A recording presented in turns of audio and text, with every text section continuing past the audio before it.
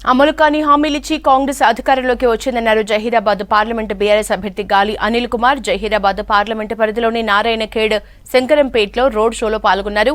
కాంగ్రెస్ ప్రభుత్వం రైతుల్ని పట్టించుకోవడం లేదని విమర్శించారు. 10 ఏళ్లు రాష్ట్రానికి బీజేపీ చేసిందేం లేదన్నారు. జహీరాబాద్లో స్కిల్ డెవలప్మెంట్ సెంటర్ ఏర్పాటు చేసి యువతీ యువకులకు ఉద్యోగ అవకాశం కల్పిస్తామన్నారు. తనని భారీ మెజారిటీతో గెలిపించాలని ఓటర్లను కోరారు గాలి అనిల్ కుమార్.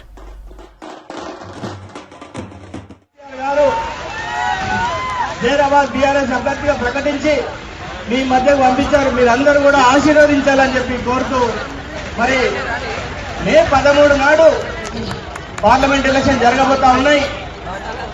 మరి కారు గుర్తు మీద ఓటేసి భారీ మెజార్టీగా నన్ను గెలిపిస్తే మరి మీలో ఒక కుటుంబ సభ్యునిగా, మీ సేవకునిగా, మీ గొంతుకనే నేను పార్లమెంట్ లో వినిపిస్తా అని చెప్పి సందర్భంగా తెలియజేస్తా ఉన్నా. యువత చాలా మంది ఉన్నారు, నిరుద్యోగులు.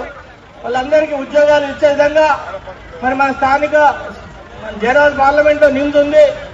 మా స్థానికులకు ఎంప్లాయ్మెంట్స్ వచ్చే విధంగా నేను పోరాడతా అని చెప్పి సందర్భంగా తెలియజేస్తా ఉన్నా. వాళ్ళందరూ కూడా స్కిల్ డెవలప్మెంట్ ప్రోగ్రామ్స్ ఇచ్చి, అట్లాగే ప్రతి నియోజకవర్గ కేంద్రంలో జాబ్ మేళలు పెట్టించి అర్హులైన వారికి అందరికీ జాబ్స్ కూడా ఇప్పిస్తా అని చెప్పి సందర్భంగా తెలియజేస్తా ఉన్నా.